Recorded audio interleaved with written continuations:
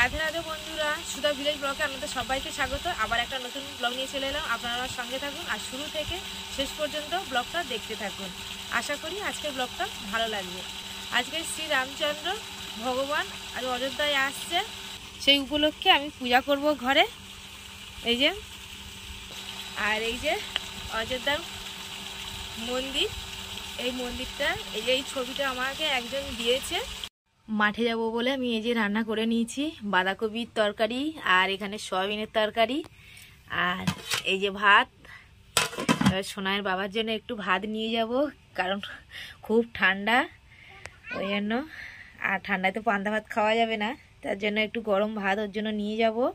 এই মাঠে চলে এসেছি আর এই যে দেখুন, এই সোনাইয়ের বাবা এই যে কিছুটা আল দিয়েছে, আর এবার আমি আল দেব আর ও খাবে। প্রচুর হাওয়া দিচ্ছে, ঠান্ডাও লাগছে। দেখুন এই যে জমিতে নেমে আমি আল দিচ্ছি আর সোনাইয়ের বাবা তো খাচ্ছে। এই যে আলটা দেখুন কেমন হয়েছে।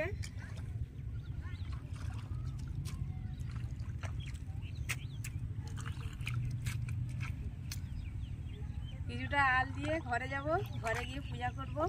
মামাদের রোয়া হচ্ছে, এই দেখুন অনেকটাই রোয়া হয়ে গেছে। আর এই যে রুচ্ছে, আর আজকের প্রচুর কিন্তু ঠান্ডা হাওয়া দিচ্ছে। আর মামাই দাঁড়িয়ে আছে, আর আমাদের ওই দিকটা কিন্তু ওই যে সোনাইয়ের বাবা সেই দূরে আল দিচ্ছে, আমিও আল দিচ্ছিলাম, দিতে দিতে চলে এলাম। বলি মামাদের কতটা রোয়া হয়েছে দেখি। আর ওদিকেও একজনদের রোয়া হচ্ছে, পুরো এই মাথা পর্যন্ত কিন্তু রুয়ে রুয়ে আসবে। ওরা এখন সেই মাথায় থেকে রুয়ে রুয়ে আসে, ওই যে গাছ দেখা যাচ্ছে, ওই গাছের ওখান থেকে রুয়ে রুয়ে আসছে, মাঝখানে এসছে আর এই পর্যন্ত এসে রুইবে। আমার পূজা হয়ে গেছে আর দেখুন শ্রীরামচন্দ্রের মাথার উপরেই কিন্তু আমি মন্দিরটা দিয়ে দিয়েছি, অযোধ্যার মন্দির। আর এই যে শ্রীরামচন্দ্র, বাবা লক্ষ্মণ আর মা সীতা দেবী, বজরংবলী, আমি ওদেরকে সবাইকে পূজা দিয়ে দিলাম। পূজা হয়ে গেছে, আমি ফল প্রসাদটা তুলে নেব। আমি এখন সন্ধ্যা দিতেও বসে গেছি। আর এখানে আমি 11টা প্রদীপ নিয়েছি, আর একটা করে লবঙ্গ আর একটা করে এলাচ আমি দিয়েছি। এবার প্রদীপগুলো আমি জ্বালিয়ে নেব।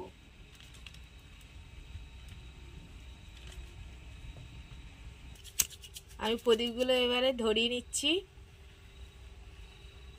জয় শ্রীরাম, জয় শ্রীরামচন্দ্র।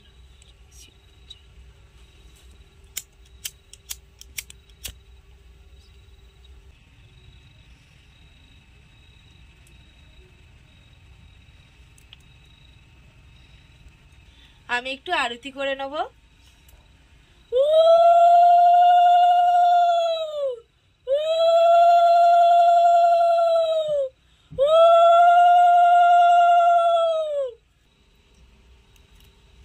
আমার সোনাইয়ের মাথা একটু দিই, আপনাদের একটু দিয়ে দিলাম। আপনারা ভালো থাকবেন, সুস্থ থাকবেন, আর আপনাদের ভালোবাসায় আর শ্রীরামকৃষ্ণের আশীর্বাদে আমিও ভালো থাকবো।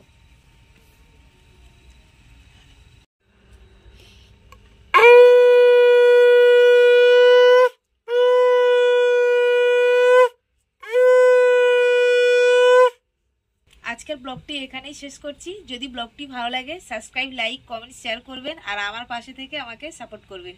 আর যারা আমার ফেসবুক পেজে ভিডিওটা দেখছেন, পেজটিকে ফলো করবেন। আপনারা সবাই ভালো থাকবেন, সুস্থ থাকবেন।